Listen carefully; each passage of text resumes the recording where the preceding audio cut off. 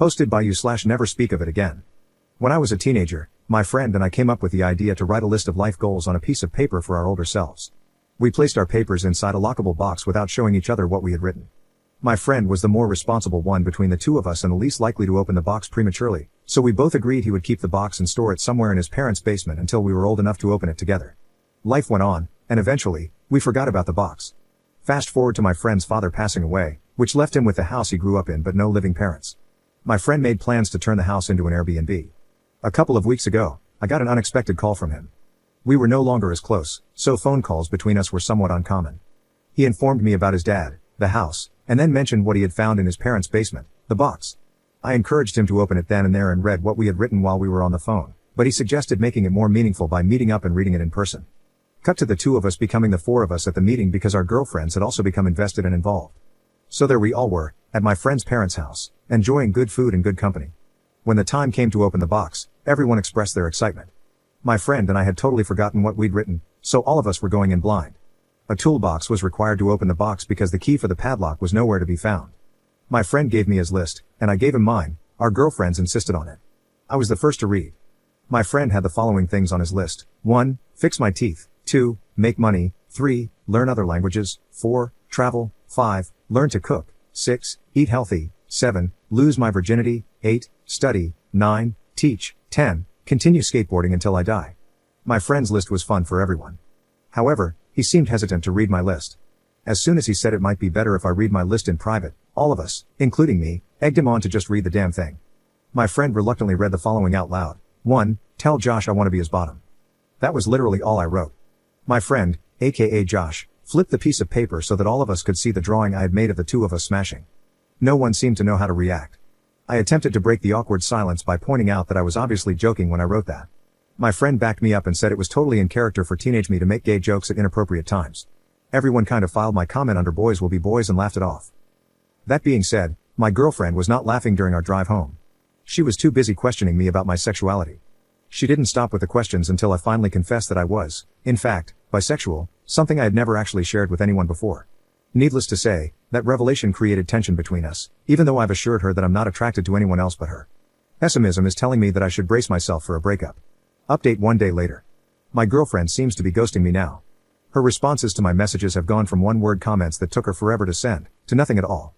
My friend, on the other hand, hasn't stopped messaging me since the events in my previous post.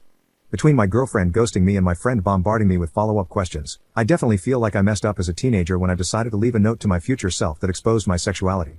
My friend has sent me multiple messages to inform me that he's still in touch with some of our former high school classmates. He made me aware of this because he wanted me to understand why he thought it made sense to share our decades-old list of life goals with other people. At first, I had no problem with it because I assumed everyone who knew me in high school would just laugh at my list and add it to all the other dumb stuff I said and did as a teenager.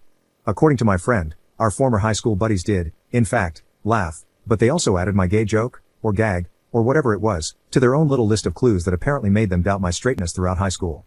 My friend said that nothing about me had ever made him question my sexuality, but he was starting to feel like he might have missed something because it seemed like he was the only person in our circle of friends who hadn't connected the dots. I didn't know how to respond to that, but I managed to answer every question he had for me as truthfully as possible. Yes, it was more than just a gay joke. Yes, I wanted to be more than friends. No, I didn't know our friends had realized I had an inner twink. No, our friendship didn't fizzle out after high school because I had feelings for him. Yes, I'm into girls and guys. I could go on and on. My friend apologized for putting me on the spot and promised to make an effort to spend more time with me in person so that he can learn more about what makes me me. Like old times, but gayer, I guess. He even joked about setting me up with his male friends in case my relationship comes to an end. The last few days have been an emotionally exhausting experience. I've unintentionally come out twice now. So much for waiting until I was ready. Second update 6 days later. My family now knows I'm bi.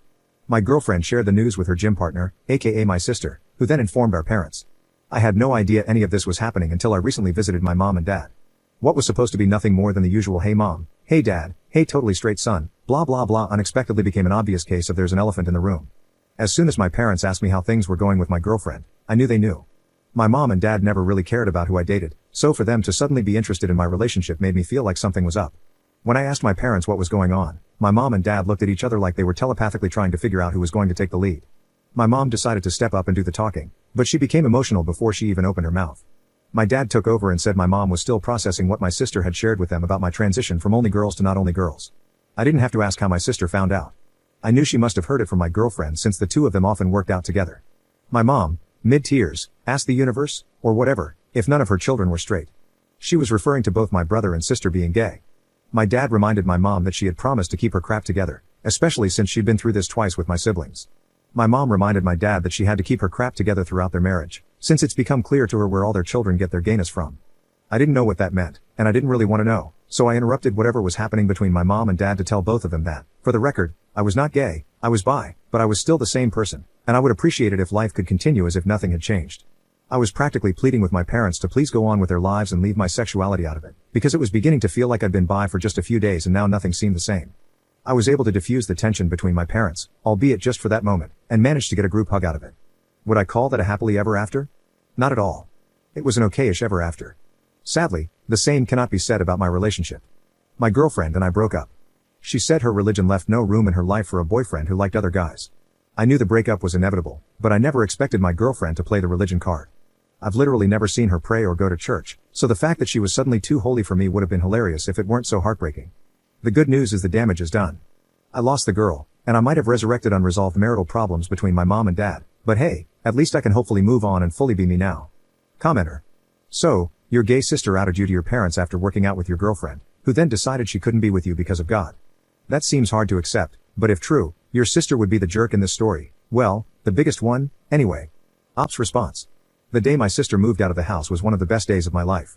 Sharing a house with her for years was an absolute nightmare.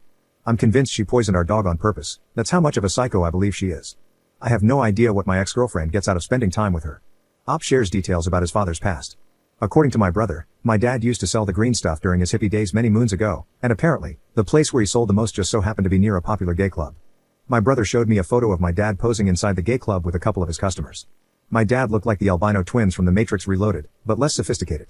Anyway, what my brother was trying to say was that he thinks our mom might have a misconception about my dad secretly having a hidden intimate identity, when in reality, he was just a dealer who sold to random gay guys.